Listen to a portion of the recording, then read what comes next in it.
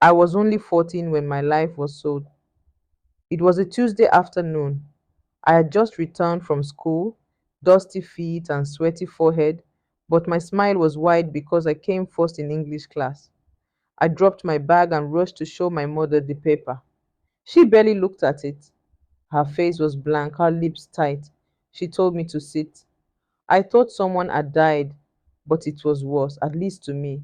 She told me I was getting married in 2 weeks. The man was my uncle's friend, 60 years old, a chief, wealthy, already had 3 wives. My bride price had been paid. 3 cows, a bag of salt, and 50,000 naira. I laughed.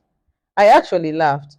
I thought it was one of those jokes adults play to scare you into obedience. But then I saw the box with wrappers and new shoes and jail I'd never wear. It hit me. I cried, I begged. I asked about school, about my dreams of becoming a teacher or a lawyer. My mother didn't blink. She said, "A girl's honor is a marriage. Books can't protect you like a husband can." That night, I didn't sleep.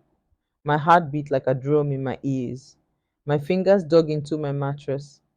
I knew the man. He used to pat my head when I was a child.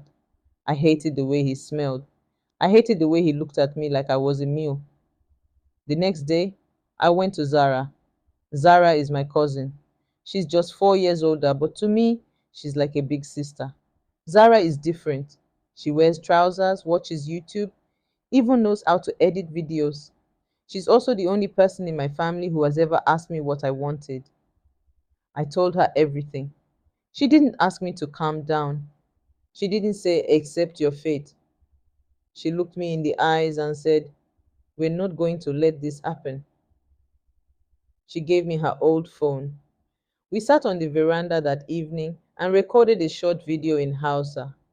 I spoke directly to the camera. I said I was 14. I didn't want to get married. I wanted to go to school. I begged for help. Zara added subtitles. We uploaded it to TikTok with a trending sound and waited. It exploded. Within 24 hours, thousands of people had seen it. Some were angry. Some didn't believe I was real. Some said I was possessed by Western ideas. But many sent love. One woman from Lagos offered to help. A group that helps girls in northern Nigeria reached out. My father found out. He was livid. He called me a disgrace. He said I had humiliated him in front of the elders. The chief came to our compound with men. He shouted that he had paid, that I belonged to him. My father locked me in the room. Zara unlocked the door at midnight. We had one bag. My school uniform and her phone charger were inside. We snuck out behind the back of the house and took a keke to the main road. An Okada was waiting, a friend of hers. We sped into the darkness, away from everything I knew. Men followed us. Zara's phone kept pinging with messages. "They're looking for you."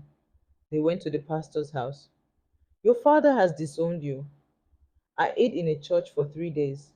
I'm Muslim, but the pastor said, "God doesn't ask your name before he offers shelter." Eventually, the NGO found me. They moved me to a safe home in another state. I went back to school. I wrote WAEC. I read every day. I slept peacefully for the first time in years. My name started trending again online. Some people called me a hero, others called me a curse.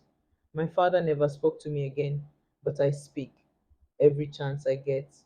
Now I'm 18. I visit schools.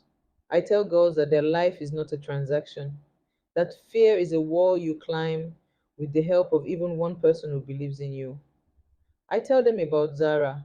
I tell them about the motorbike, about the church, about the video. And I tell them with my whole chest, I was not born to be somebody's fourth wife. I was born to live. Would I do it again? Yes, even if it cost me everything. Because I found something better. I found myself. Subscribe for more.